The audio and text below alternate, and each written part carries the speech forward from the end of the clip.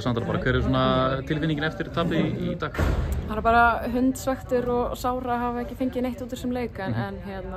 á sama skapi þá veit maður að það er ennþá nóg eftir á þessu móti og enn 60 í boði í riðlinum og við þurfum bara að nústilla okkur og vinna í þeim þáttur sem gengur illa og taka þá þættir sem gengur vel með okkur í næsta leik og það var allt mögulegt og við erum alveg með sama markmið og fyrir þennan leik. Hvað eftir klikka svona aðalega í fyrri hálfleik?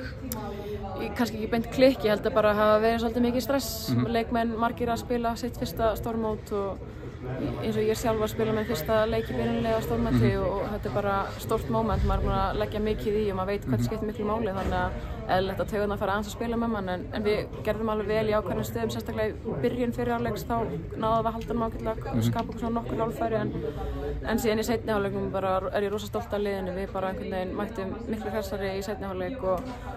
og já, slepptum pínu á okkur teiminu og leiðum okkur bara að spila fótbolta og gera það sem við erum góðar í og eins og segi þegar að Hildur fær þetta seinna gula spjald, það er ekki mikið að sjá á liðinu við séum einu færri, við erum að sækja meira ef eitthvað er og við þurfum bara að horfa í það jákvæða, það er rosalega gott að taka það með í næsta leik og sýnir og sannar bara við erum færar allt ef við trúum því. Þjappaði einhvern veginn liðinu saman að missa mann af velli eða? Já, í rauninni má segja það. Auðvitað er aldrei gott að missa leikmann út og þú vilt alltaf hafa allir leikmenn inn á vellinum en ég held bara að þessi brjálaða liðsheild og þessi vilji til þess að ná árangri hafi þjappað okkur saman og eins og ég segi, bara